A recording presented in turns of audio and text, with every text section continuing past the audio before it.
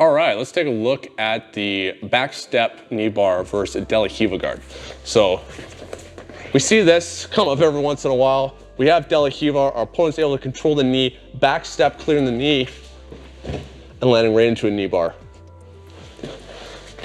This only happens if our knee-elbow connection becomes weak, if our De La Riva hook is weak and our leg is kind of relaxed, and also if we're playing deep De La Riva when we don't have our legs crossed, kind of like the Marigali style, or our opponent doesn't have broken alignment, which is typically a lot more in the gi. So here, if I got really strong connection, and instead of like opening up my knee here using flexibility, externally rotating my hip, I've placed my butt more on top of Kevin's leg on his foot here, and I have my knee aligned in the strong leg press alignment, and my hook is nice and sticky. If Kevin tries to backstep or like push my leg down, even here, if he manages to like backstep, see how my knee is still quite high to my chest? Try and sit past my knee right now, Kevin. It's very difficult for him to actually capture the knee line.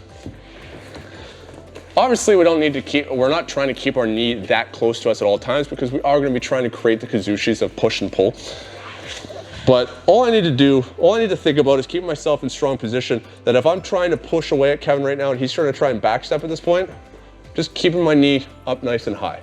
By keeping this, I'm also keeping it loaded, so depending on how he's stepping, I might even be able to start looking to elevate and take over control of his center of gravity. You do not see good De La Riva guard players usually getting caught with this move because they're not putting themselves in that weak alignment. When I do this against people, they're keeping this and their knee is like, if Kevin starts backing up right now and I let my knee continually track him here, my De La Riva guard's becoming weak anyway. My legs aren't strong trying to lift from here. I need to be here. So if Kevin's trying to pull away from here, I'm moving myself with him. I'm keeping my knee nice and tight. I don't allow my knee to move away from being over top of my hips. So here, knee over top of my hips. The further it gets away from my hips, the more vulnerable I become.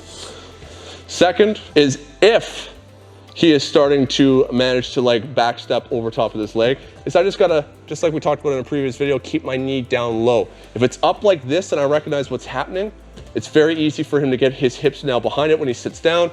He's now captured the knee line, and I'm gonna get knee barred. Here, I just gotta recognize I've lost the battle. I'm gonna keep control of the heel the whole time. As he tries to backstep, I'm just gonna be dropping my knee down here. If I can suck my knee right down to the floor, he won't even capture it. If it does start to get slightly captured, I have the ability to start moving up on top and looking to crush him. So take away that angle. Don't keep your knee and hips pointing straight up. If they're starting to backstep successfully and the De La Riva is starting to fail, turn your leg and start bringing your knee down to the ground to hide it. If we're looking at deep De La Riva guard, where we are purposely taking our leg and firing it through like that, don't just hang out here like this. If Kevin's in alignment, posture, structure, and base, and I just have this deep De La Riva hook, I'm asking for it right now. Make sure, whether it's at the same time or soon after, as soon as we've won, if I'm firing this thing, don't fire it against someone in alignment. So shooting through like this, I gotta create some sort of a kazushi to mess with Kevin's base. And now from here, I'm able to shoot this. If Kevin tries to backstep right now, I'm probably just gonna end up sweeping him. So that's the biggest reason why people end up getting knee barred here from the De La Riva when they're doing those deep X's from the De La Riva, is they're just firing it and then holding it for a while against someone who is in good position.